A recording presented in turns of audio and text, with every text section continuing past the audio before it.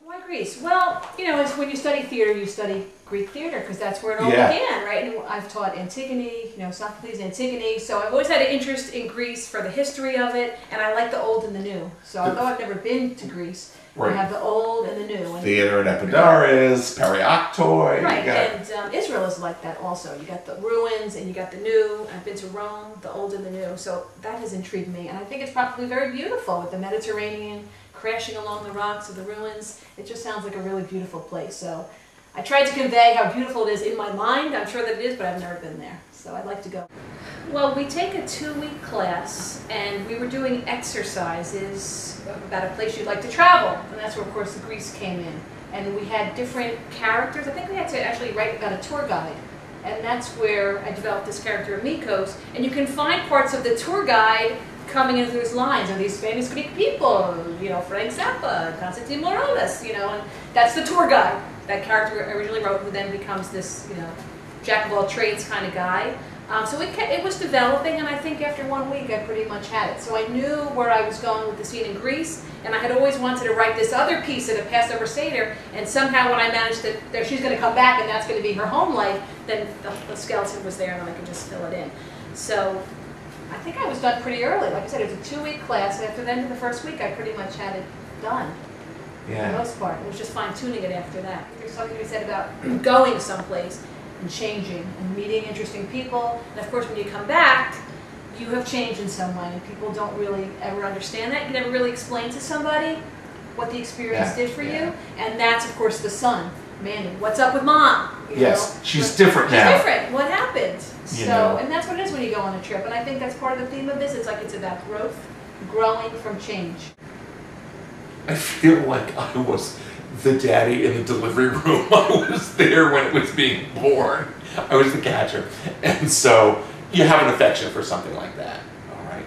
The fact that it is comedy with heart. There's substance here. It's not just jerky laughs.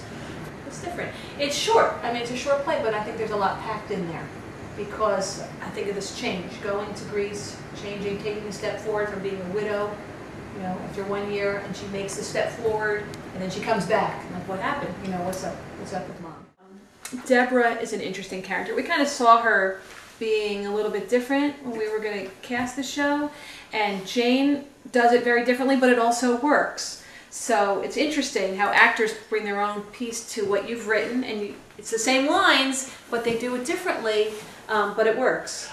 I saw her as sweet and proper, a little navy blue dress with a little white bowie thing up here, and kind of soft-spoken and so on.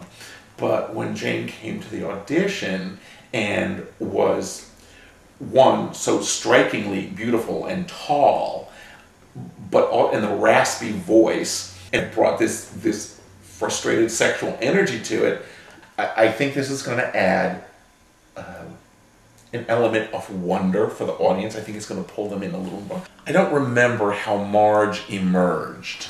Marge is a family friend. She's a dear family friend. So she's invited to the Seder. An older woman, funny. So her part was just the one-liners, one-liners, one-liners. And that developed this character. And you saw it kind of differently with the physical description of someone who looked different.